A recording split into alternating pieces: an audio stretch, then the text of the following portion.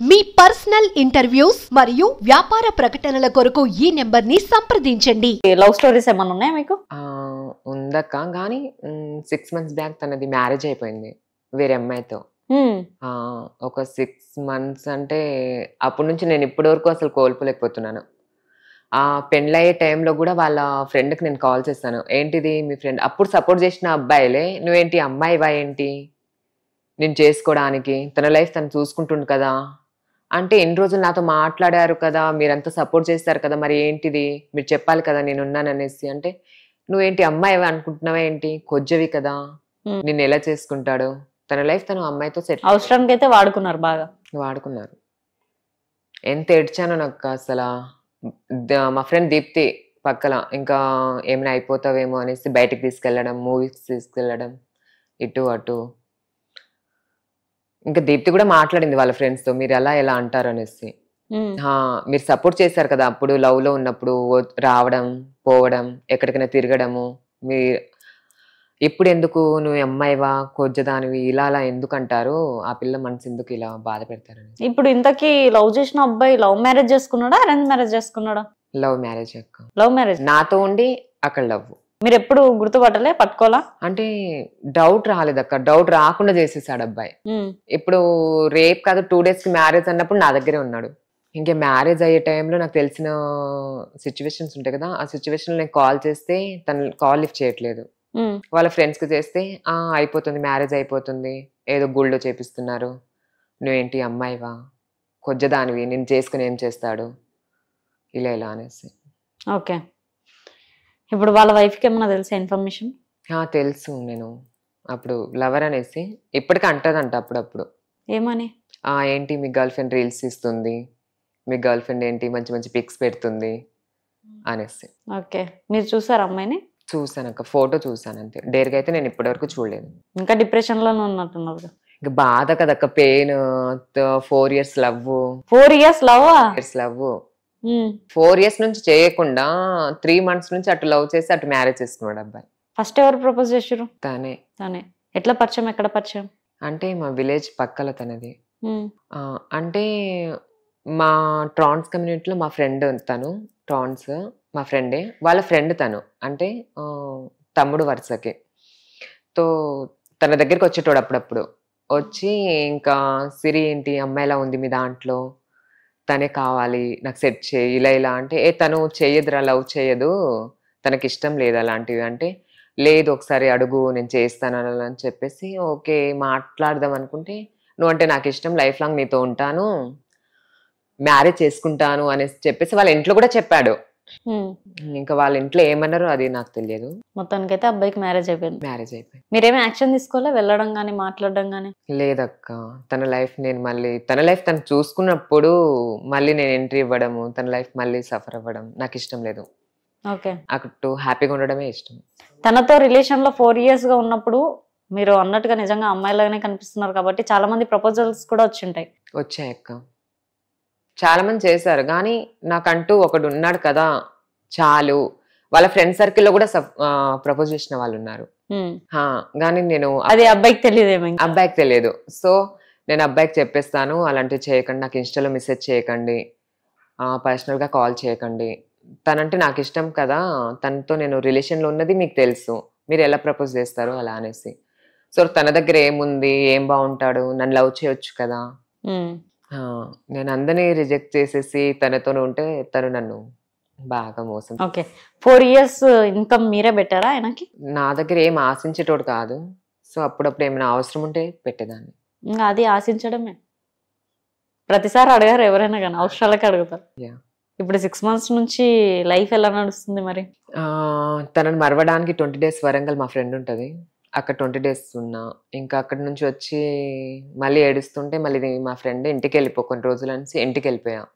ఇంకా కొన్ని మా అన్నోళ్ళు తమ్ముళ్ళు, ఎప్పటికీ మీ లైఫ్ లో ఒక అబ్బాయి అనే పర్సన్ మీ లైఫ్ లో ఎప్పటికీ ఉండడు, మీరు లవ్ చేయడం వేస్ట్, సో ఈ మవ్వు అని చెప్పేసి మీరు సఫర్ అవ్వడము వేస్ట్ అని చెప్పేశారు. సో ఆలోచించు, నీ లైఫ్ ఉంది, వెనకాల పేరెంట్స్ ఉన్నారు, తమ్ముడు ఉన్నాడు, అన్నయ్య ఉన్నాడు, వాళ్ళ గురించి ఆలోచించు, నీ లైఫ్ నువ్వు చూసుకున్నావు, సో ఇప్పుడు హ్యాపీగానే ఉన్నావు, వేరే అబ్బాయిల కోసం ఇంకా నువ్వు సఫర్ అవ్వడం దేనికనేసి. ఓకే, ఇంకొకటి కమ్యూనిటీలో నేర్పిస్తూ ఉంటారు కదా, లవ్లు జోలికి వెళ్ళొద్దు మనము, సంథింగ్ చెప్పే వాళ్ళు కూడా ఉంటారు కదా. మా గురు వాళ్ళు చెప్పేటోళ్ళు ఎప్పటి నుంచో, లవ్ చేస్తే వేస్ట్, మేము మోసపోయింది చాలదా మీకు తెలియదు అనేసి. కానీ వాళ్ళు చెప్తుంటే మనకు అర్థం కాదక్క, మనం కూడా ఒకసారి మోసపోతే ఆ పెయిన్ ఏంటో మనకు తెలుస్తుంది. ఇప్పుడు ఏమనిపిస్తుంది, లవ్ మీద ఒపీనియన్ ఎలా ఉంది? నాకు అస్సలు ఇంట్రెస్ట్ లేదు అక్క ఇప్పుడు. మా లైఫ్ లో అయితే అబ్బాయిలంతా ఫేక్ అక్క.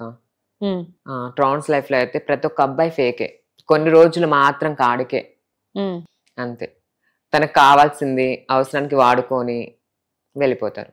కరెక్ట్ టైంకి, ఏ టైంకి మనం డీప్ లో వెళ్తామో ఆ టైంకి వదిలేసి వెళ్ళిపోతారు.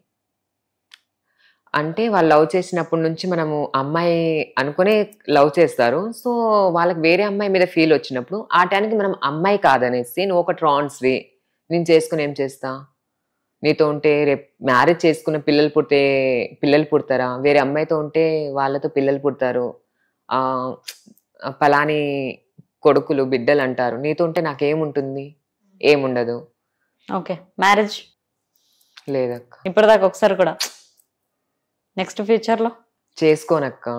చేసుకుంటాడు కొన్ని రోజులకి, అమ్మాయి కాదని వదిలేసిపోతే నేను ఏం చేయాలి? ఇప్పటికీ 2 times జరిగింది నాకు ఇలా. 2 times మ్యారేజ్ అయిందా, 2 times లవ్ అయిందా? 2 times లవ్. ఈ పర్సన్ కాక ఇంతకు ముందు కూడా 2 times అయినా కూడా సెకండ్ టైం ఎలా చేసా, ఫస్ట్ టైం అయినా కూడా? ఫస్ట్ పర్సన్ మనకు కరెక్ట్ కాదన్నప్పుడు సెకండ్ పర్సన్ చాయిస్ చేసుకుంటాం కదా. సో అతను కరెక్ట్ గా లేడు, ఇతనితో ఉంటే ఏంటిది, ఏడవడం తప్ప ఏముండదు అనేసి, తను లైఫ్ లాంగ్ ఉంటానంటుండు కదా, మాట ఇస్తున్నాడు కదా, ఓకే అని చెప్పేసి తనకు ఓకే చెప్పా. ఇప్పుడు నెక్స్ట్ ఏమైనా ట్రై చేస్తున్నారా? ఏం లేదక్క.